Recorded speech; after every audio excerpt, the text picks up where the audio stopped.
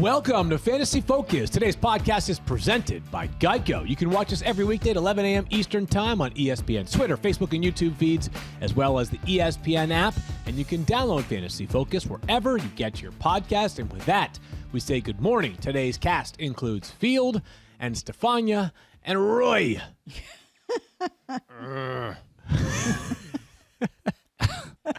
That's all you got? You got a grunt. Good morning, Roy.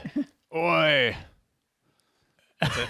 That's all I got. That's the end of my Roy That's Kent the lines. end of the bit is over. I'm going to get changed. That's all I got. That's it. And scene. I have two lines. Growling and oi. Oi. That's all I got.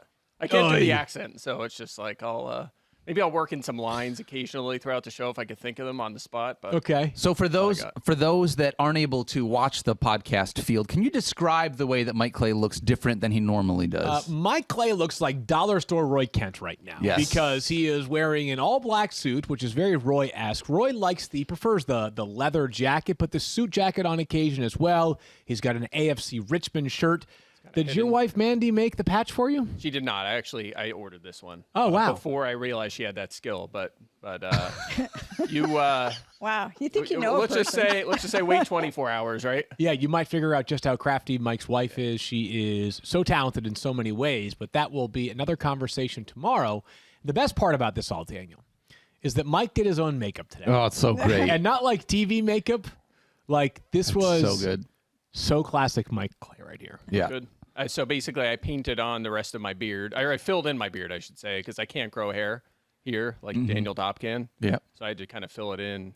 Puffed up the eyebrows like Roy. Eyebrows. That was the first thing that I noticed when Stephania and I both, when we walked in, the So, first thing we wait, noticed was eyebrows. A Actually, little behind the yeah. curtain. So Yes. Go we ahead. come in, we wear masks when we enter the building. So Right. when Mike and I first walked in the studio, we both had our masks on. And all I could see, and the studio was kind of dark, not brightly lit like it is for the show. And all I could see was sort of the vague outline of Mike's eyebrows and his hair. And I kept thinking, did he try and do, like what we ladies might do, like amplify our eyebrows? And I didn't want to say anything because I thought maybe it went wrong. And it, I didn't want to embarrass him. And it took a while for him to then take off his mask and show me. In the meantime, I thought he had an eyebrow disaster, But and I here's was feeling the badly. biggest problem here is that Stephania has not seen Ted Lasso yet. Wow. What? Right? That's At pretty all? bad. Never, Okay, not once? bring on the abuse. You know why? I'll tell you. It's on my, how you have the watch list? Yep. Yeah. It's there, but everybody keeps telling me I'm going to cry. And I don't want to watch things that make me cry unless I'm in the mood to cry, which doesn't happen very often. So I'm usually down for true crime and action and, things like Succession, which are mean people. Right. But I want to watch Ted Lasso. I'm just afraid I'm going to get all emotional and weepy, and I don't want to do that. Okay, well, here's my Stephania, suggestion. Just whenever that day comes that you're prepared I'll to get binge emotional, it. weepy, I'll just binge watch it. all Yeah. 24 episodes. Jump Because right two in. seasons Yeah. are out. I It's love so Jason good. Sudeikis. So. And it's only 1% of the time. Yeah. Right? Not less than that you're sad. There's just good feel-good moments. Oh, I thought but you were it's funny. thinking happy tears, Stephania. There's a little bit of sadness in it, but that show, every episode, at the end of it, I look at my wife and we'll just say, you just feel better about yourself for watching that. Like, you just feel better about it. yeah. It's a great show, a lot of perspective on life, a lot of lessons on life, and that we could probably be reminded of more frequently than just once every Friday when the Ted Lasso episodes launch each week. Good job, Mike. I feel like Ted Lasso is going to be a popular costume this year on Halloween. Should we get into some news? Perhaps even on the show. Perhaps we'll find out tomorrow. Let's get right into some news, and what's old is new again, as the New Orleans Saints have traded for Mark Ingram. That's right. The Houston Texans have shipped Ingram back to the place that he began his career, just 90 yards shy of becoming the Saints' all-time leading rusher. At one point, it felt like he would have come up short, and now it feels like he will inevitably become the Saints' all-time leading rusher. Mike, what was your reaction when you saw this trade from Mark Ingram? I first of all, yeah. Oh, wait, that's what it was. That's what I was hoping Anger. you'd say. Yeah. No, actually, it was quite the opposite. It was more of probably a Ted Lasso reaction. It was good, right? I mean, do you remember when Ingram and Kamara were together? They had a lot of fun. They were fun in the to watch in the press conferences after games and all that stuff. So from that standpoint, it's exciting to have those two back together. But I feel like it's good news. I think it's better from an NFL standpoint than a fantasy standpoint 100%. because Alvin Kamara needs a little break, right? I mean, there's just too much on his shoulders. I'm worried he's not going to make it through the season because this is usage we've never seen from him. You know, you look at it this season, 19.0 carries a game. He's played 83% of the snaps for them. His previous career highs, 13.4 carries, 69% of the snaps. And it's showing up in his efficiency, 3.68 yards per carry. That's not like Kamara, right? We're used to open lanes and big plays and explosiveness in the passing game. We haven't really had as much of that this season. It's just grinding through, just hammering them on running back dives at the, between the tackles. And he could use a little break. And I think that was the idea with Latavius Murray. It didn't work out. That Tony Jones was the plan there. He's on IR. Yeah. Now you bring in Ingram, and I think he could hold down the fort and handle 7-8 carries a game and give Kamara a break. So I think it's good news for his longevity this season, perhaps for his efficiency. Might take away a couple touches, but I think from a fantasy standpoint, he's pretty much, the value's the same here. Yeah, I agree on that. I think it probably eliminates the possibility of Alvin Kamara being the runaway potential number one running back in fantasy, which there is a world that existed. Not that Derrick Henry is not incredible, but because Alvin Kamara is such a prodigious receiver, he had 10 catches this past week. Yeah. He had 20-plus carries and 10 catches last week. That's rare. Derrick Henry is not going to do that probably in any week in his career unless something really, really unique happens. So a little bit of insurance for the New Orleans Saints. Do you think he's worth rostering now only because of the possibility that something happened to Alvin Kamara? I think he's an end-to-bench guy. I don't think at best on a weekly basis you're not going to start him, right? Yeah, at least I don't think so, unless that offense just gets humming and he starts getting all these goal line opportunities. But sure, but with the lack of passing proficiency right now, too, yeah. I don't know that he's any more efficient as a runner there than he was in Houston when he was averaging just 3.2 yards per carry. Yeah. Let's go to Houston just for a second here, Mike. Tough to play anybody on this offense not named Brandon Cooks. I would assume the next man up here is not one man, it would actually be multiple players. I think that's probably part of the issue is that maybe Phillip Lindsay's stock goes up a little bit. Maybe David Johnson's stock goes up a little bit. Maybe Rex Burkhead gets a bit more run on offense. Maybe Scotty Phillips, a player from Ole Miss. They signed an undrafted free agent in 2020 they like maybe all of them see a bit of an upward tick, but I can't imagine there's a surefire starter on this roster. Yeah, I don't think it's surefire, but I think a few more touches will funnel to David Johnson and Phillip Lindsay, based on what they've done so far this season. So David Johnson's already hanging in a 10-11% target share range, and the offense could be better, remember. Now you have Tyrod Taylor back. Coming, yeah. They scored almost as many touchdowns with Tyrod in a game and a half than they have with David Mills in the past 5.5 games. It's almost the same number. So they could potentially score more points. That could raise the floor of these guys. So Johnson, I think, could jump into the back-end RB2 conversation. He should be on rosters. Phillip Lindsay, end-to-bench sort of guy. He could, who knows? He could handle 12 carries a game. It's possible. Won't be involved in the passing game, but I think those are 1 and 2 right now, and that's how they should be valued. Keep an eye on that one. They play on Sunday against the Los Angeles Rams. Not an easy task. Stephania, let's get to the injury updates, and my radar's up here. Dak Prescott, calf injury, we know he suffered it back in week 7 in the final play week 6 against the Patriots, actually. And it seems like the narrative has been, he'll be fine for week 8. I'm not saying that I'm not saying that he is not going to play this upcoming Sunday, but it feels a little bit less certain at this point. Well, I think, I don't think it's really changed. What I would say is it's always been qualified as this. Dak Prescott is definitely feeling better. The bye came at the perfect time for him. He's making progress, just as they hoped and expected he would be. But everyone is very concerned, as they should be, with any kind of soft tissue injury, especially these calf injuries, which we know can feel good until you're working at top speed, and then it becomes a problem. Everyone's basically trying to hedge bets against further injury risk for Dak. So he can look great in everything they've asked him to do so far, and there's still uncertainty about what happens when you put him in a real live game and ask him to play 4 quarters. And I think that's what it's going to come down to. And every day they're pushing him a little bit more to try and gauge how does he respond to that increased activity. I was told this morning that he looks very good and right now is on track to play, but it will come down at the end to whether they think the risk is low enough that they're comfortable putting him out there. Okay, they play Sunday night against the Minnesota Vikings. Let's go to Cleveland, Stephania, where Baker Mayfield, as we know, missed their last game. How's it looking for this next game against the Steelers? Well, yesterday when he was asked the question if he had a chance to be out there, his answer was one word. It was absolutely. I think much has been made about this fracture in Baker Mayfield's shoulder. First of all, the Cleveland medical staff is excellent. They would not be putting him out there at undue risk. And a lot of this is because the bruising associated with that fractured shoulder shuts down your rotator cuff. And so your rotator cuff is very important to actually trying to protect your shoulder. He's not using that non-throwing arm in a throwing motion, but just in terms of providing any sort of anchor for that shoulder in the joint. You remember he was wearing that harness when he aggravated the shoulder. So the harness isn't foolproof in the sense that you can still aggravate the injury. And they want to make sure that the bone ultimately heals as it should. But functionality is the test, that and pain tolerance. And that's why you saw him out there, if you saw clips from practice, throwing like 20, 25-yard passes. They'll press him a little more in practice if he continues to do well. He's taking the majority of first-team reps. I've seen a lot of different chatter on this. I think ultimately I'm comfortable with where the medical staff is allowing this decision to be made. And Baker said if he feels like he's going to hurt the team by not being 100%, ultimately he won't go. But if he can do it, he will. And that's where we stand. Big game for them in the AFC North against the Pittsburgh Steelers. Let's go to Monday Night Football, Stephania, and basically every Giant skill player. Let's run through them all.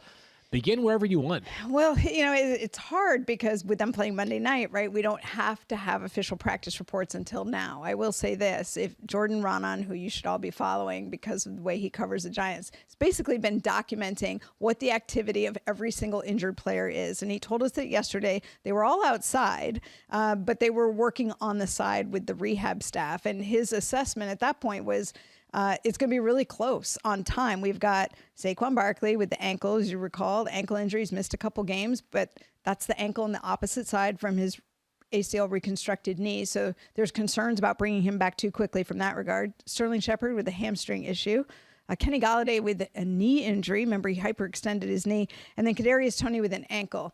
And so we really don't have clarity and probably won't until we get more towards Friday's practice because we have to see how they respond to the work. It's going to be very close for most of them. Yeah, Monday Night Football, that's a big one because there are potentially 4 players that could be in your lineup or all 4 of them could be out. Let's move forward here, Stephania, to Deebo Samuel. And this one caught my attention yesterday for the 49ers. Mine too, because I'm tired of reporting on 49ers injuries. And Deebo Samuel now with the latest to be added with what seems to be the injury that's got my attention, as you mentioned, Field, around the league. I mean, the number of calf strains we're seeing in high-profile players.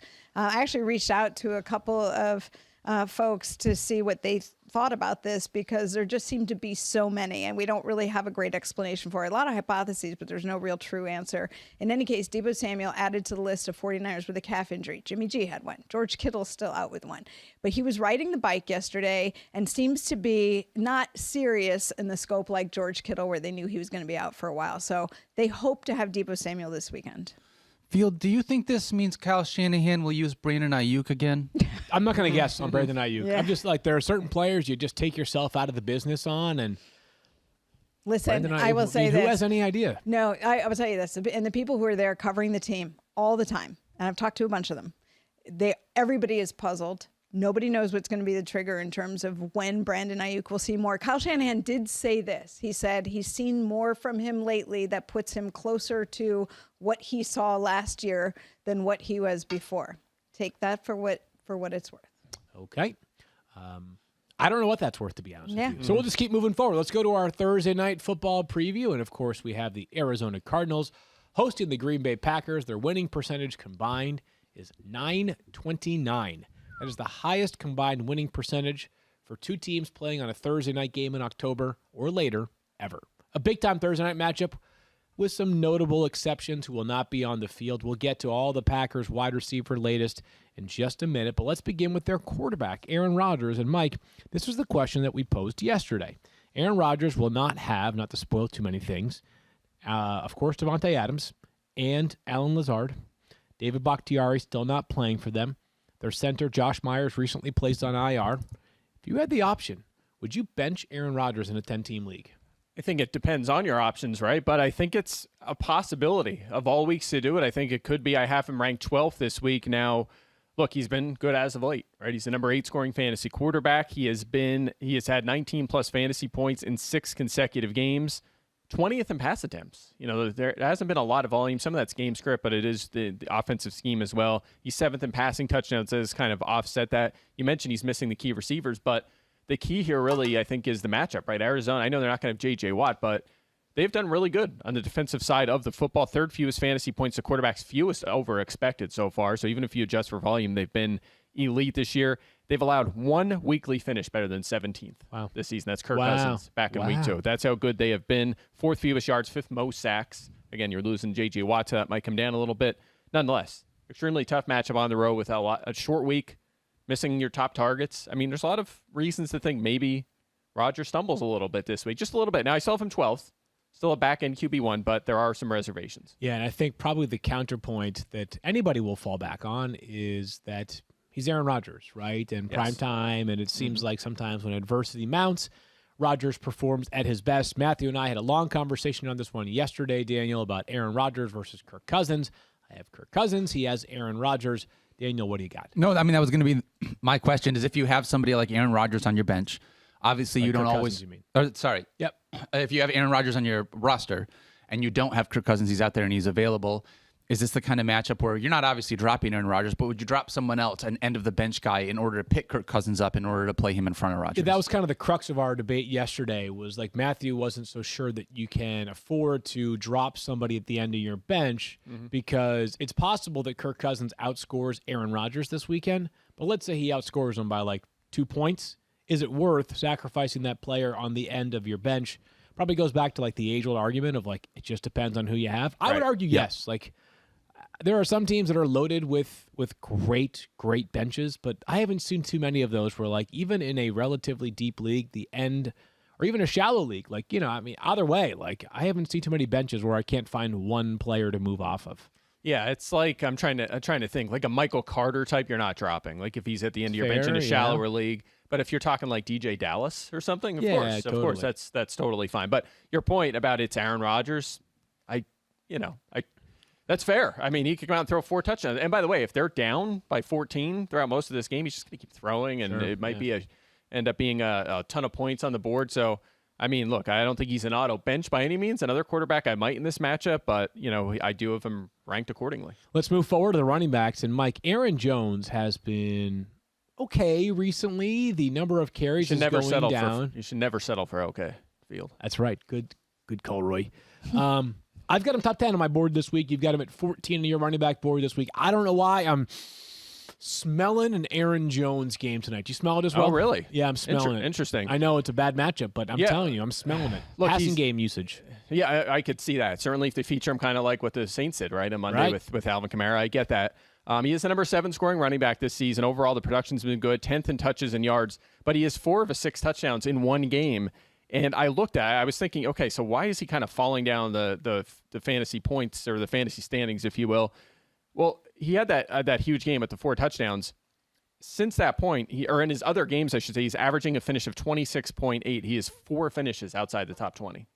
So the production hasn't really been there, aside of that one game where he spiked. Yeah. He's kind of disappointed this year.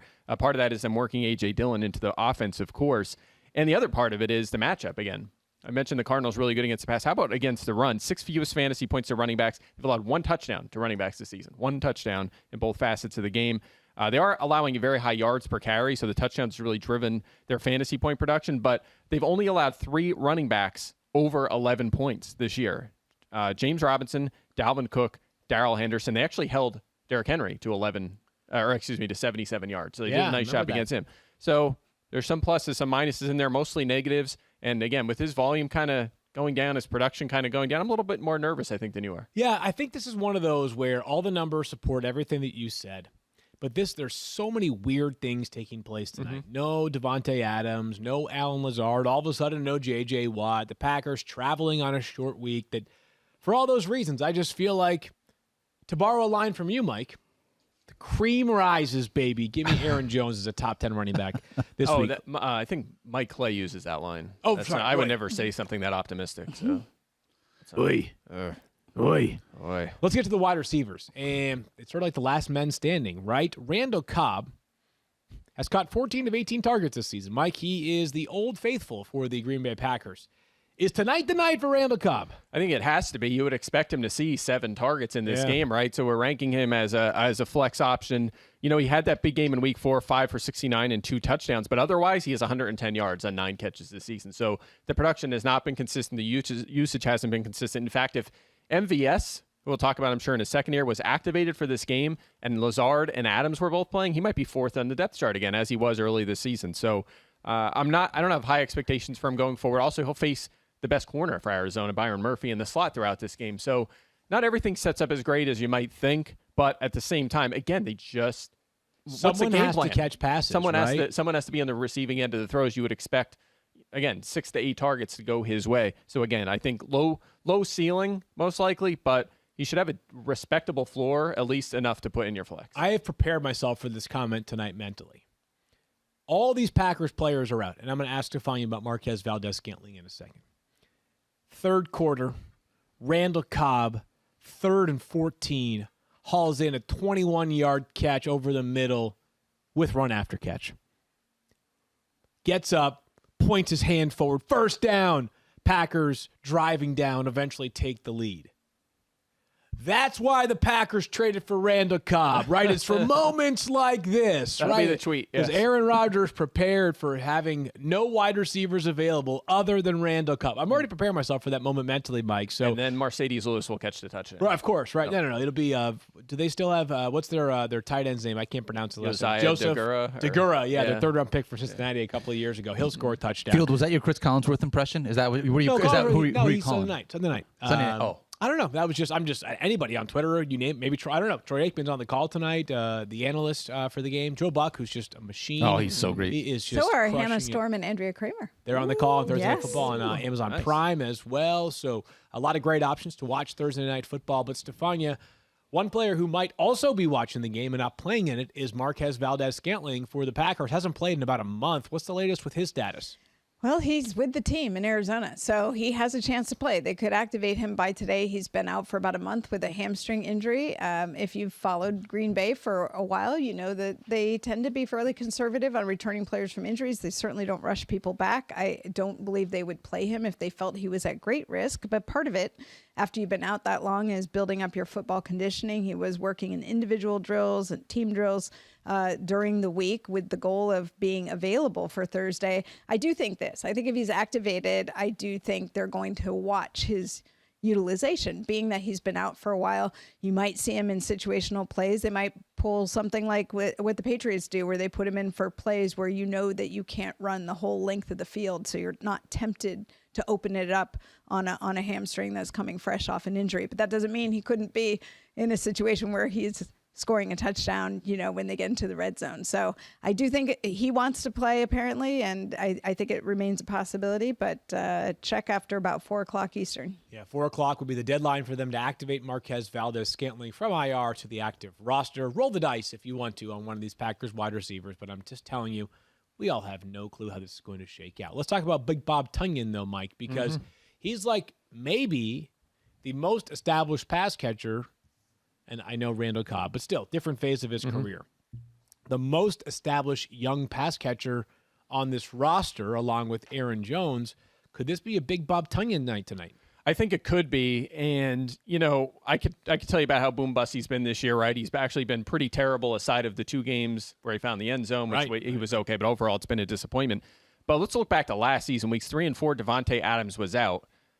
Tonyan scored in one of those games, and then he had the 3-touchdown game against Atlanta. So he scored 4 touchdowns across the 2 games. That game with the 3 touchdowns, the only game in his career, believe it or not, with more than 1 touchdown.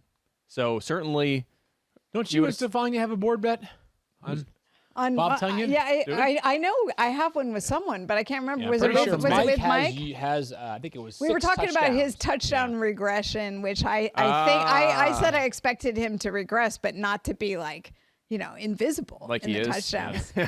Yeah, you know what? You might win the bet tonight. It's a long season. We're not even halfway. He's got a chance to You might catch win up. it tonight. That's Yeah. right. Stephania wins, and I feel great because I have Big Bob Tonyan in the lineup where I could really use him. Oh, All I right, thought you were just cheering for me. By the way, can I add one quick note here on this matchup?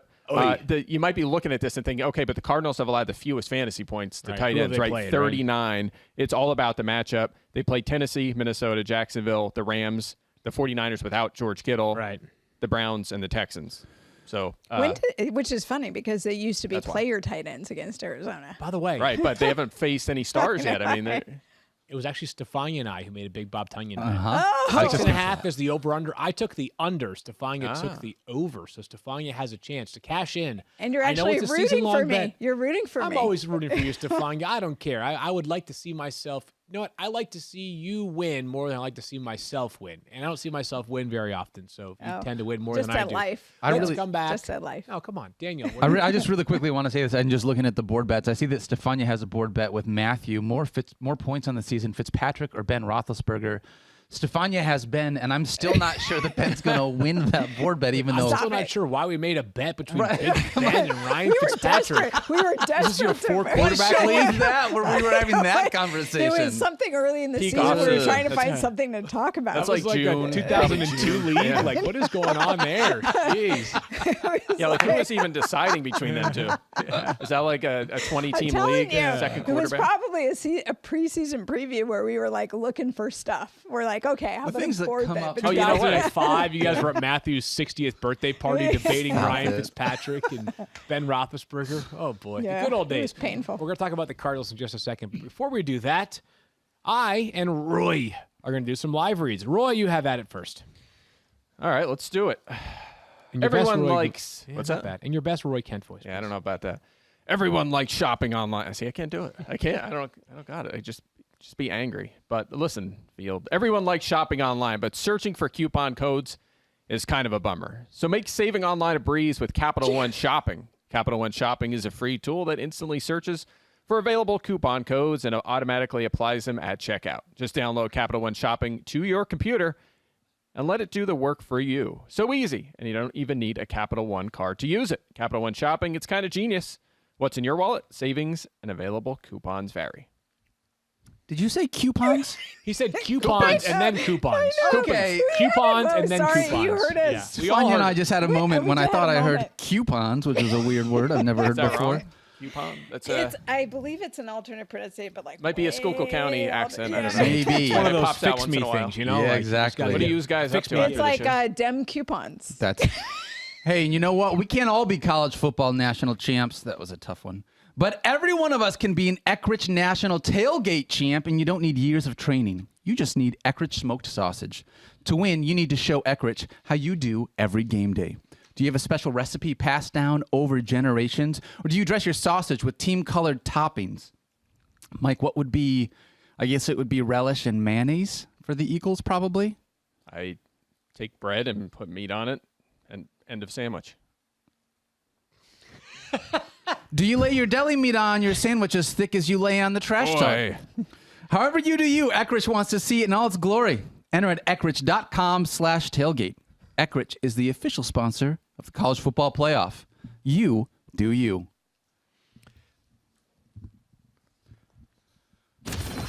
There's so little that's so pure in this world. That's why I love Mike Clay, right? I agree. I love everything I about was the trying man. to do Roy there. I was just trying to be angry about it. You just don't know how to be angry. All right, let's I talk don't- about the Arizona I don't. Cardinals here. Let's zip through this one. Kyler Murray, top 5 for both Mike and I in the ESPN consensus rank. Don't need to overthink this one too much. You are starting Kyler Murray. He has been dynamic basically all season. He has just 2 games under 20 points.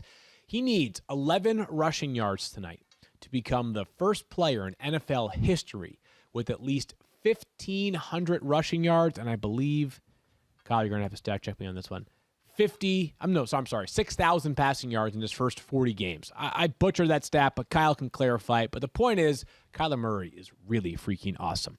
Let's talk about Chase Edmonds and James Conner, though, here. It's still clear that we have Chase Edmonds over James Conner, Mike. But how much confidence would you have in starting James Conner tonight? Well, not a lot. I view him as more of a running back 3/flex. You look at their usage so far this season. Edmonds is trailing him by 21 carries, but is out targeting him 33-6. So Yeah, it's pretty huge. clear. It's very similar to what they did last year with Kenyon Drake and Edmonds. But I will say this. Connor has scored a lot of the touchdowns. He's been pretty lucky in that department. Edmonds has not. He has 0 touchdowns with an expected total of 2.3. Connor has 6 touchdowns, expected total of 4.3. So expect that gap to get closer. We've actually seen Edmonds get the occasional goal line carry. He'll find his way into the end zone a few times. So I do think that'll change. But The production. Can I ask a question about that? Sorry, I don't mean to interrupt you, but like the idea Matthew. that I do mean to interrupt you actually. Sorry, but it's Okay, now it's definitely ask, okay, Matthew. to ask about that point because when I think about James Conner, especially being the guy that I know was getting a ton of goal line work in an offense that's this efficient, I don't think about the idea of like it's not like he's scoring 2 touchdowns a game. Like he did that twice, right? He has done that twice. I think 4 of his 6 touchdowns. He has done that twice. Okay. But just the idea of like this feels sort of ish sustainable because of how good this offense is, and because of this is the clear role that James Conner has is I'm the goal line back. Is that? I mean, not to say that you're talking about regression. To me, just as like a regular person, when I look at these, it just feels like this is what James Conner is going to be the rest of the year. You know, a good stat to figure out is like how many times even does the highest scoring offense in the NFL reach the 5-yard line and in during the course of the season? Great question. Because even though you're a really high scoring offense, it doesn't mean that you have a ton of additional. Like it might be that the difference between the highest scoring offenses and the 12th highest scoring offense is that they just convert more efficiently inside the 5-yard line. It's not necessarily more opportunities. Yeah, and that's something that I battle with at times because you look at like Seattle early this season where they weren't running any plays. Part of that was because they had a ton of splash plays, right? Yeah. So you don't need to have long drives. Aaron Rodgers' offense is historically below average in offensive snaps per game because of all the long strikes, right? So Cincinnati early this season, remember us arguing about Jamar Chase and where the target volume? Well, that was part of it. It's just so many long touchdowns, and that will regress over time. You need the plays to go up, and that has happened, of course. I'm not so sure on Jamar Chase. Yeah, well, I mean, I'm kidding, but he'll be great. Don't get me wrong. He's off the charts for the best players of all time. You bet against that, but nonetheless, he'll still be terrific. Totally. But anyway, the point is completely valid. So that's fine. To answer your question, look, if we still expected him to get 13 to 15 carries and more targets, yes, I think you could feel pretty good about him. But he's kind of he's in that role though where now, first of all, he was out carried by Chase Edmonds last week. I think it was 15 to 10, right? So that's one concern for him. The other is he's a non-factor in the passing game, right? Yeah. His targets have gone up lately, and that's like 1. You get 1. Oh, Yeah. good. That's hit the jackpot there. So that those are some concerns that hurts his ceiling, and you really need those touchdowns. So he's a touchdown dependent start right now. So I think that's pretty much all I got. I mean, Kyle, by the way, knows that the Packers were the highest scoring offense in football last year. They were 14th in terms of plays run inside the 5-yard line. Wow. So they Okay. just, it makes sense. Sometimes Yeah. it's just a Totally matter fair. of how well you convert when you get those opportunities. Stephania, DeAndre Hopkins is on the injury report. It sounds like we're getting some good news, but what's your outlook for him playing tonight?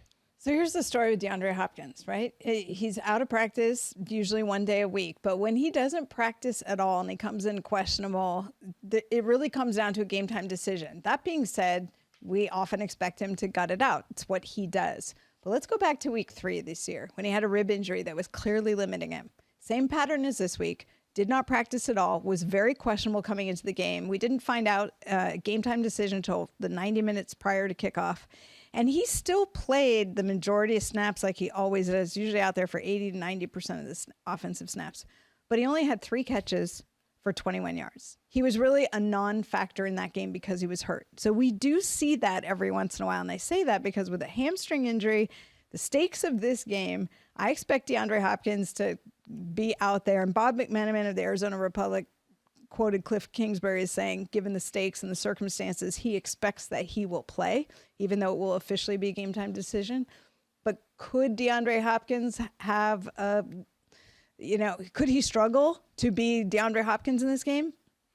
Possibly. We have no idea how serious this injury is for him. He's always battling something, but a hamstring injury in wide receiver is problematic. I don't actually track this. Kyle probably does, but I'm here to tell you. DeAndre Hopkins by far leads the NFL in most number of weeks in which on Thursday he's called a game time decision and then he actually plays. He's always a game time. He always plays. No, but the reason I'm not making fun. I'm just being serious. But the reason I brought up week 3 is because that wasn't he's always banged up, but you will say, oh, he's not practicing, he's not doing much. That was his pattern in Houston. Was one of the reasons that they butted heads sometimes there.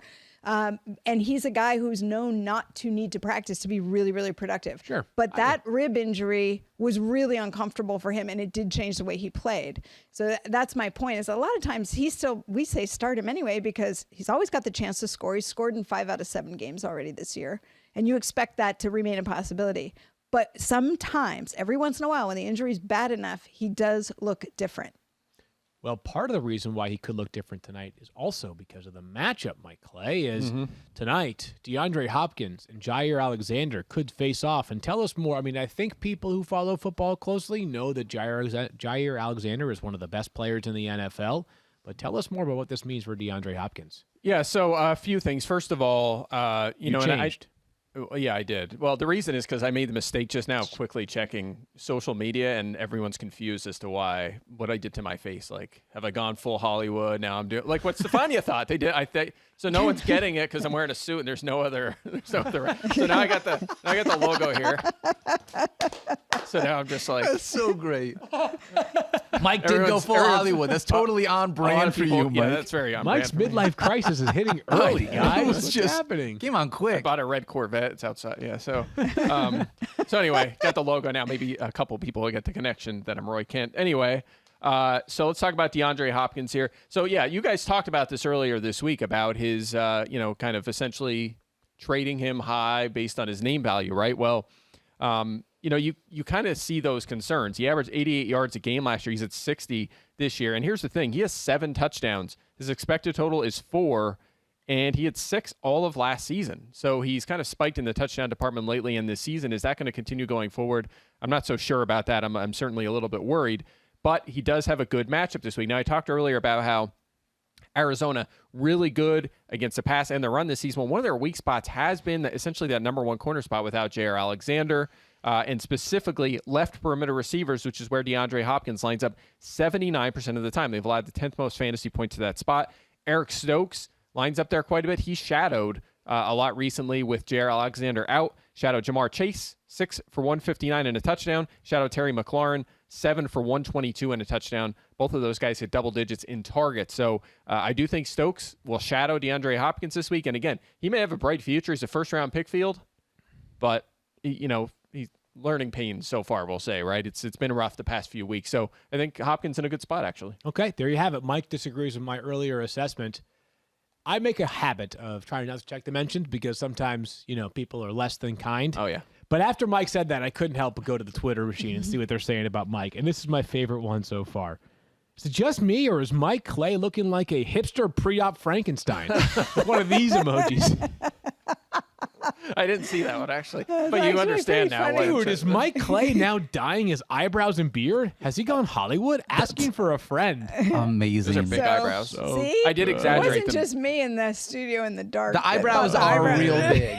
Definitely head to the Twitter machine if you like. Well, Mike will have to make sure has a picture up on @FantasyFocus if you don't post one yourself. So Mike. good, so good. All right, let's keep things rolling here. And let's ask one last question, 2 last questions, I should say. I'll give you an opportunity, Mike. If you would like to choose a Cardinals wide receiver not named DeAndre Hopkins, who would you choose? No, thank you. Okay, no, thank you. Yeah. And then a last one here. Then let's make it quick. I mean, it's just Yeah. I was going to say Christian Kirk would be the choice. He's 48th in targets at receiver right now. It's just it's all over the map. All 3 their secondary receivers have a finish of at least 100th or worse this year. It's just it's tricky. If I had to pick one though, field, I would go Kirk. And then Zach Ertz, finally. He was tight end 6 in his Cardinals debut last week. Mike looked good, and they seemed to be making an effort to get him some touches last week. The long touchdown was awesome. Actually, his longest career touchdown catch. But also he had this reverse near the goal line that he nearly scored and nearly fumbled on. But I feel like they are making an investment in making sure that Zach Ertz gets the ball. And another reason to be nervous about the secondary receivers and to be nervous about Hopkins' targets going up because they're trying to work in Ertz. His first game at the team field, and he had 5 targets and a carry. I mean, there's clearly some utilization there. He ran 19 of a possible 32 routes. So, yes, Ertz immediately on the tight end 1 radar. And I think I have him 13th this week, so he's very close in 12-team leagues. But nonetheless, if you're in a spot where you need to start him, I think he's fine. We'll do a game pick in a second. Quickly, we did mention this earlier, but Stephania, I know you wanted to get in on J.J. Watt. Yeah, just so everyone's aware, he's expected to undergo season-ending shoulder surgery. He's obviously out for this game. He was injured last week and ended up playing through this shoulder injury, but Adam Schefter reporting yesterday that J.J. Watt's season is over. It's really sad. 5 first years in the league, played all 16 games, and injuries have really taken a toll on him over the second half of his career. So we wish him well in his recovery. There you have it. Agreed on that. J.J. Watt has been a Warrior for a long, long time. Let's pick this game. I'll go first. And I'm going to do a Mike Clay-like 27-25 Arizona Cardinals win. Like it. I feel like we've had a lot of, what are they called? Scoregamis, yes. Scoregamis. We've had quite a few of them lately. But mine's actually more relatively normal score. Arizona 31-23, so they cover. Okay, Stephania, who are you taking? I'm going to take the Cardinals. Okay, wow, this is making me nervous. I need someone to pick the Packers, or else I'm going to get really nervous. I know someone. I know someone who would pick the Packers. I'd be happy if the Packers won, because in the NFC West, I just can't stand to see somebody running away with it. That's not the Niners. But I am going to They're good. take the Arizona Cardinals 31-3. 31-3? That's right, Aaron Rodgers. You heard me. You are so wrong on He's that. probably watching, and now ridiculous. he's going to be angry. I like Mike's, though. What's they it going to cover. sound like, Mike? They cover. You are you 27, are 26 trying. Packers. There you go, Oh, Phillip. Thank sorry. you, Kyle. Let's 27, go. 26 good guys. You are trying when you do that, right? When you do the growl? Yeah, I mean, I am. Okay. I can tell. Just bad at it. Are you some sort of like hipster pre-op Frankenstein over there? Yeah. What does that even mean? I don't even know. I don't what know, that but means. it's funny. A All right, let's hipster get to Frankenstein. wide It is receiver funny. cornerback matchups in just a second. But before we do that, this episode is brought to you by Captain Morgan. NFL fans know as the season gets underway, you got to have the right players for all 60 minutes to bring that spark. And sometimes you got to sub someone in to switch things up.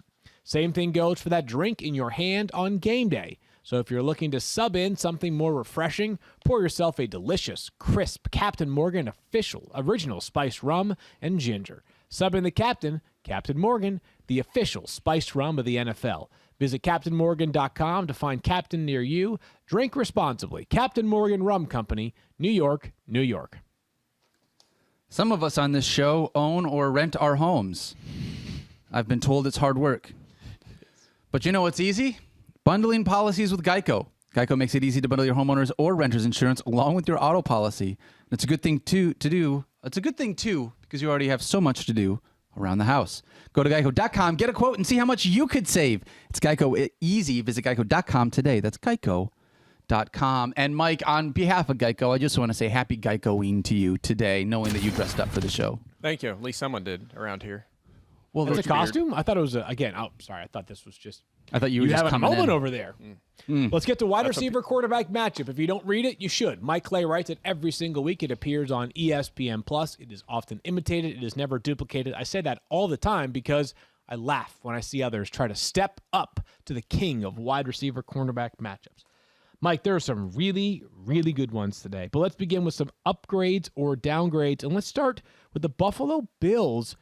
And you'd think that Byron Jones is the highest paid cornerback in the NFL, at least was at one point. So this has got to be bad news for someone like Emmanuel Sanders, Yeah, right? not to mention Xavier Howard on the other side, right? Yeah. So you would generally think this is a downgrade, but at some point during the season, we have to stop just looking at how good the players are and focus on more on the actual production that they have allowed, right? So the Dolphins have allowed the third most fantasy points to receivers, the second most over expected, so it's not like it's just heavy volume faced, second most to the perimeter, and sixth most to the slot. Just across the board, they've struggled badly against this position, and that is what we have to make our decisions on. Now, do I have some concerns that maybe these guys are fully healthy and turned it around and figure something out because they do have the raw talent? Yes, it's a possibility. But for now, we have to use the information that we have in hand. We also have some information from earlier this season, Field, because these teams played already back in week 2. And in that game, Xavier Howard shadowed Stephon Diggs. Byron Jones shadowed Emmanuel Sanders, and Nick Needham was, or Justin Coleman in that game was on Cole Beasley in the slot. Now Nick Needham has replaced Coleman in that position. Diggs has had no trouble with him. He didn't have trouble in that game, 4 for 16, a touchdown. He also shadowed him in week 17 last year, and he had 7 for 76. And actually, if I remember correctly, I don't think the Bills played the whole game. I think that was halftime. Yep. It was just till halftime, and he put up that sort of production on him. So Howard and Jones right now, both top 15 in fantasy points allowed among all defenders. And they were out a game, too. So they've had a hard time this year, and you have to lean toward a positive matchup here for Buffalo. Okay, so Emmanuel Sanders goes up, as we'll call. We'll finish off the touchsame. Let's just rip it right through. Let's just do it what we're doing. Love it. Noah Igbenogany, hello, dude. Where are you in Miami? Miami has a first-round pick who has just been relegated to the bench. That 2019 draft for Miami, 2020 draft for Miami, looking ill-fated right now at the top of the board. Noah Igbenogany struggling. Austin Jackson struggling. I'm not ready to declare anything on Tua one way or the other. Hey, the return of Jerry Jeudy, that's great news here, Mike, for the Denver Broncos offense. A guy looked like a breakout superstar in week 1 before he got hurt. How's the matchup for he and Cortland Sutton and Tim Patrick against the Washington football team? Yeah, see, here's another one where coming into the season, we would have thought this would be a downgrade. I mean, you already have a defense playing really well. You have Kendall Fuller, who was terrific. You have three good safeties. And then you bring in William Jackson, who's arguably a top 10 corner last year. Should be a dominant defense. Instead, it has been one of the worst defenses in the NFL, right? They've struggled. Second most fantasy points to receivers, most to the perimeter, second most to the slot. They're allowing 46.1 fantasy points per game to wide receivers. Field, they've allowed at least 39 to receivers in 6 of 7 games. I mean, just across the board, it's been a struggle. So you have William Jackson, you have Kendall Fuller. Both are top 5 in fantasy points allowed among all defenders this season. And Jackson, again, he was out last week with an injury. So you have Sutton on the perimeter 87% of the time, Patrick 76% of the time. They'll see Jackson and the rookie St. Juice on the outside, and then you'll have Fuller in the slot against Jerry Jeudy. If Jackson's out, by the way, you'll have Danny Johnson in the slot. Fuller will be outside. But nonetheless, this is a team that struggled. You're facing Jerry Jeudy, who we know is a terrific talent, fresh, healthy, coming off the injury. And Cortland Sutton, who, I mean, talk about putting pressure on a defensive backfield. Number 1 in air yards this season in the entire NFL. They're going to get the ball to him downfield. Even if his targets come down a little bit with Jeudy back, that he gets high-value targets. Goal line, deep downfield, I think he'll be fine. How would you rank Jeudy and Sutton this week? Do you have Jeudy ahead of Sutton? I'm going Sutton, mostly because we're not 100% sure he'll play the full game. You know, we don't know. Is there some, maybe he's 90%, 80%. We don't know for sure. So, not to mention Sutton's playing really well. Right. So, I'm just leaning Sutton this week, but we'll see how it plays out over the next few weeks. Last one here is with the return of Jerry Jeudy. Even if he's not playing 100% of the snaps this week, he will at some point be. Does that mean Tim Patrick's role just decreases or even gets eliminated entirely? Yeah, I believe the number is that he does not have a top 20 this season, Tim Patrick. He scored a few touchdowns. He doesn't have his top 20. I think you're not looking for a top 20 for him. You're looking for like a serviceable flex, right? Right, but if he can't get to the top 20 without those guys, is he going to be able to hang on for flex value with them there? I think it's unlikely because you know a Fant handling 20% of the targets, and you're still a run-first offense using 2 running backs. I'll be shocked if Patrick is a consistent flex option. Yeah, interestingly enough, it's just that prior to last week, he was a top 30 play in 3 of 4 weeks. So I guess over the last 5 weeks, he's been a top 30 play 3 times. So the hope is you can continue to achieve that sort of relevance week in and week out. But with probably 1/4 of the targets going to Jeudy, that's gonna hurt him for sure. We shall see. I think mostly what he'll do is he'll catch a touchdown. Will be everybody, the Sutton and Jeudy will be up in arms or Fan, right? He's gonna be that guy the rest of the season. Let's discuss what I think is the matchup of the weekend on an individual level. It's Marshawn Lattimore and Mike Evans. Mike Evans is an incredible player. 3 touchdowns this past week. He first player in NFL history with 7 straight 1,000-yard receiving seasons to begin his career. He's on his way to an 8th. But if there has been a player that's been his kryptonite, it's been Marshawn Lattimore. There's no question about it. Generally, when a really good receiver goes up against a really good corner multiple times, one guy wins it one time, the other one wins it the next time. That has not been the case here for the most part. Lattimore has shut him down. He has shadowed Evans 7 times since he was drafted in 2017. You look at his stat lines in those games, and if you're watching a video, you can see the graphic of his numbers during those games, and it's not too good. 5 for 55. He had one good game where he went 7 for 147 and a touchdown way back in 2018. How about this? 4 for 86, 0 catches in one of them. And then last year's where it gets really interesting, okay? And you would not think this, right? Tom Brady's there, right? Right. Evans was awesome last year. He should be crushing it in those games. They played 3 times, home was the playoffs. 1 catch for 2 yards and a touchdown. 4 catches for 64 yards, no touchdown, and 1 catch for 3 yards on a touchdown. Wow. That was his 3 stat lines. He was shadowed by Lattimore in all 3 of those games. He's just shut him down. And Lattimore, by the way, you can make the case that he had kind of a down year last year. Was not his best play. This year has not been the case. He's been terrific. He was shadowed 3 times. Davante Adams, 5 for 56. Terry McLaurin, 4 for 46. And then DK Metcalf, which, I mean, we could play this game. Metcalf is a big man, and he just shoved him to the ground. Arguably OPI, went 84 yards for a touchdown. That was it. Yeah, I mean, he had 10 yards on 4 targets the rest of that game. Vladimir did a nice job. He's a nightmare matchup for most wide receivers. Yeah. I watched that game with significant interest last week, which we all do. But as you guys know, I was down. I said 18 on the podcast. I misspoke. I think I was down like 17.4 or 17. I don't know, whatever the specific number was. I knew what I needed from DK Metcalf. first catch of him for the game goes for 84 yards. I needed 1.7 points after that to win my matchup. Did you get it? I did. You barely, though. Barely. I won my matchup by 0.62 points. Let me tell you something. I woke up this morning sweating the possibility of stat correction. Like, if you don't think I woke up at 3:30 this morning to check my phone to see if there's stat correction, you are crazy. There was not, fortunately. But the point is that I watched that game, and I was basically watching Marshawn Lattimore in every single play. That dude puts the clamps on big wide receivers. Yeah, so and he shows up when the matchup is toughest. he definitely does. So let's ask this question then, Mike. What does it mean for Mike Evans? Are you benching him this week? Are you... can you? I don't. I mean, he just scored 3 touchdowns last week, and much like Metcalf, I mean, He only needs one. As a good close friend of mine, Mike Clay, says the cream tends to rise. The cream does rise, Roy. It's a good point here. Worth noting that Antonio Brown, very unlikely to play on Sunday, Yes, that's Daniel. another thing. So you got to figure that the wide receiver targets funnel right back to Mike Evans and Chris Godwin. Maybe the biggest takeaway is you're not benching either of them, but perhaps this is a big Chris Godwin day on Sunday. Yeah, I agree with that. That was going to be my question to you, Mike, is understanding that we've had this situation a couple times. Like, is that a bump for Chris Godwin? Because he doesn't make the upgrade necessarily, but does he usually see better days when Mike Evans has Marshawn Lattimore on him? That's a good question, and I think that he is in a good spot, right? So he'll mostly be in the slot. Chauncey Gardner-Johnson is the slot for The agitator. Saints. The agitator, yeah. So I think he is in line. Actually, if I'm ranked, I believe 7th this week, which is probably the highest I've had him ranked all season. So, yes, I do think Godwin will be in good shape. And I hate to say this because last week it did not work out, but Tyler Johnson, I think, could be kind of a post-hype guy this week. He disappointed last week in a good spot, but he was out there for almost every pass play, right behind Evans and Godwin. 87% of the snaps. 87% of the routes run last week. Tyler Johnson was on the field. Yeah, and it didn't work out for him. The balls didn't go his way based on the matchups. I think that could change this week, of course, because if Evans isn't open, and no Antonio Brown, it's just him and Chris Godwin. Right. And Gronk could be Gronk back. will be back this week. But as well. nonetheless, I think, especially in DFS, that's a way you can look. I know I know he disappointed last week, but post-type guy.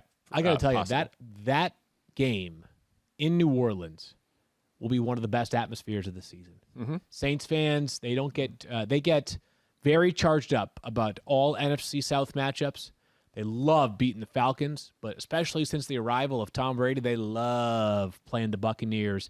And they haven't had the chance to do so in front of their fans in a normal crowd because Tom Brady, of course, arrived last season. I cannot wait to see what it looks like on Sunday in New Orleans. Let's pivot to a couple of tough rankings calls.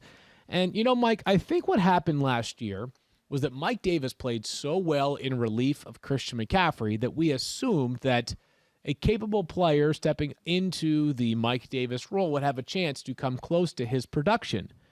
Chuba Hubbard's going to be a fine NFL player. He was an incredible player in college, but he has not been that great so far filling in for Christian McCaffrey, which will take place for at least one more week. Christian McCaffrey is eligible to play in Week 9 against the Patriots. We'll see whether he does, and we'll address that next week. You have a bit more confidence in Hubbard than I do. I think a lot of people are disappointed because last week was supposed to be the fix-me spot for Hubbard, and yet again, he disappointed. Yeah, he did, but only one top 15 fantasy week, which is not what we saw from Mike Davis earlier last season. But he's had pretty respectable volume, right? I mean, you look at his usage in the 4 games without CMC, 65 carries, 16 targets. That's pretty decent, right? And it's enough volume that we basically, even though he hasn't had a high ceiling, he's still an RB2. Yeah. And we both have him ranked as such, right? I'm 16th or 20th. And that's what he is. He's a mid-range RB2 right now, perhaps without a high ceiling. But then again, if they're at the goal line a few times, which it's hard to predict, but if they're there a few times and he gets the carries, he could score 2 touchdowns. Right. He's going to have that. He's going to have that opportunity. He's going to handle a pretty sizable chunk of the workload. So again, he is what he is. He's a mid-range RB2. And when McCaffrey comes back, he'll be right back up there in the top slot. Again, McCaffrey eligible to play as soon as Week 9. We'll track that one very, very closely next week. We'll see whether the Panthers believe he needs even more time, but we cannot wait to see CMC back on the field. This next one's an interesting one, Mike. We have not reached this point where you're adjusting your roster or potentially not utilizing him weekly. But you're actually the lowest ranker on Keenan Allen against the Patriots this week. You have him 20th. I'm presuming it's not about the matchup because the Patriots just lost their top slot corner in Jonathan Jones recently. They've dealt with plenty of injury issues in the secondary. But this might be about sort of the evolving reality for Keenan Allen in this offense. Yeah, definitely. Miles Bryant he filled in for Jonathan Jones last week. At least there was other shifting around in that game, but due to injuries. But we'll see how that plays out. But yeah, it really has nothing to do with the matchup. It has to do with his production this season. Mike Williams is kind of taking control there. The Chargers offense has been kind of up and down, right? They've Herbert is like the top scoring fantasy quarterback, or he's 20th. He's been kind of all over the map. But look, Keenan Allen, again, we're just looking at what we're seeing right now.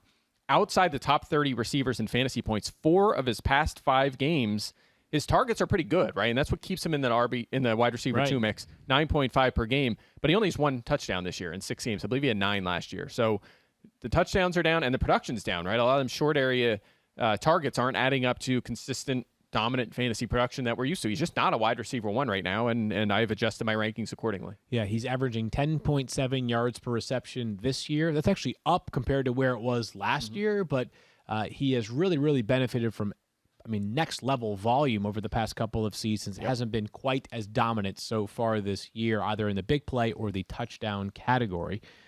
I mentioned this yesterday. I was talking with Matthew about Amari Cooper and just sort of where he stacks amongst wide receivers right now. I'm a little down on him, Mike, relative to the rankers, only because, as we discussed yesterday, wide receiver 1 in week 1 has not been a top 25 wide receiver in any week since. Do you see something changing with Cooper, or do you attribute this to what we did, which is that they've got a lot of guys who are stepping up in a major way this year and catching useful targets? And this is the story with Cooper throughout his career, right? He's never finished as a top 10 fantasy receiver, ever. Crazy, right? With the reputation he has, you would expect that he has done that already. And to your point, 39 fantasy points in week 1. He has a total of 52 in 55 games. Pretty ridiculous. It's not working. They're going to Schultz more often. At times, they just ignore the receivers. Even the last time we saw them, CeeDee Lamb at one point, like halftime, you're like, do we have to worry about this? And then, of course, he was a top scoring receiver for the week. He just went off in the second half and had a crazy game. But that makes me a little nervous, because this offense seemed too good to fail, and they have been good. Don't get me wrong; they're scoring at will. They've been terrific, but the receivers just aren't producing quite as much as we hoped for. And the other thing is, Michael Gallup could play in this game, and this is a big contract year for him. And he looked pretty sharp in week 1 before his injury. He's going to be involved in this offense as well. So yes, I think there is reason to be a little bit more pessimistic than maybe we were at the beginning of the season. But at the same time, you have Amari Cooper. You're starting Amari Cooper. A lot of people saying, "Oi." They drafted Amari Cooper. Yeah, based on how he's played so far recently. Daniel, you were giving me that look like you wanted to say something. I just want to get through maybe a handful of social questions just while we got the time. Got it. But I do want to ask this question first. Michael Gallup is rostered in 51% of leagues. Is he the kind of guy that just based on that offense is a better end of bench player than potentially someone that you're rostering now? Good end of bench stash, I would argue, because of 2 things. 1, good offense. 2, something happens to either CeeDee Lamb or Amari Cooper, big opportunity. That being said, they may say to themselves, Cedric Wilson's been too good to keep off the field. He's been pretty great. They need to I'm not saying Gallup won't play, but his role or the role for all those wide receivers might not be as significant as we thought it would have been on paper coming into the season. Yeah, I'm less worried about that than I think you are. I think it's pretty evident Gallup's a better player there. So I hear what you're saying. But then again, at times last year we saw Noah Brown and Cedric Wilson coming into the game at times and keeping those. But then again, they were throwing so much. It was so fast, so high volume. So they're running the ball more often this season. But I'm less concerned about that. The answer is yes. Gallup should absolutely be rostered. And I think we'll rank him worst case scenario as a flex every week, right? Maybe wide receiver 3. So. Okay. All right. First social question comes from Dylan. Need to flex 2 of Damian Harris, Devonta Smith, Chuba Hubbard, T. Higgins, and Antonio Gibson. Damian Harris, Devonta Smith, Chuba Hubbard, T. Higgins, and Antonio Gibson. Yeah, I think it's Damian Harris, and I think it's T. Higgins. T. Higgins had 15 targets last week. He's been pretty steady in the target department all year, and I like the matchup against the Jets on Sunday, who maybe early in the year were stingier defensively, but they have kind of, the personnel has caught up to them, so to speak. And then the Chargers, who the Patriots face on Sunday, are dead last both in rush yards per carry and also rushing yards per game allowed. Wouldn't surprise me if the Patriots try to let things roll through Damian Harris early in that game. Mm-hmm. Yeah, I can see that. I'm going Higgins for sure, and I'm going to lean toward Hubbard. I have him ranked just slightly ahead of Harris. Again, just chasing the volume there, the passing down more too. Harris doesn't have that, and you need what he's done the past 2 weeks. You have to get him to 100 yards and a touchdown. Or that's going to be tough. He's just not going to make up for it in the passing game as Hubbard can. All right, let's go through rapid fire with the rest of these. See as many we can get to. Flex 2 of these from Lasso: Michael Pittman, Jerry Jeudy, Eli Mitchell, half point PPR. Is that Ted Lasso? I'll go Mitchell and Pittman. I will go with Mitchell and Pittman as well, especially in half PPR. I like it. This one comes from Loss. Would you consider the Cardinals' defense tonight against an Aaron Rodgers-led team that doesn't have his top pass catchers? I consider it. Yeah, 7th on my board. They've been awesome. No Watt, which is unfortunate, but they've still been very good. So sure. Luke wants to know, would you flex Randall Cobb over Eli Mitchell or Michael Carter? No. I would not. Okay. Kyle wants to know, Darrell Williams or Jerry Jeudy for my flex? Is Kyle Soppy? Let's say... It is not. It's Kyle G. I would go with... I'm going Williams. I want to go with Williams as well. A lot of volume there. Decent matchup. I know the Giants have been tough in some ways defensively, but I sense some frustration about some of the run defense recently. Starting a guy the first week back off of injury, too, whenever Yes. I'm not sure. I just always want to see it. Scott, are you trading Darrell Henderson thinking that he's at peak value right now? He started the season pretty nicely, guys. I don't Nope. think so. I mean, he's going to be the running back you would think for the rest of the year. No Yep. Cam Akers, obviously. So I'd hang tight with Darrell Henderson. If he's healthy the rest of the way, he should be a top 5 at worst, top 7 fantasy running back. Just too much volume and an elite offense. There's so much to like there. He's been really, really good so far. All right, Mike's going to be back with us on Sunday for Fantasy Football Now. My apologies. Roy will be back with us on Sunday for Fantasy Football Now. In the meantime, the rest of the crew will be back tomorrow, Friday, for a full preview show. Stephania will have all of our injury updates. We'll recap Thursday Night Football. We will answer the most important questions for Week 8 of the NFL regular season for Stephania and Daniel and Roy on Field. We'll talk to you guys on Friday. Boy. Peace out.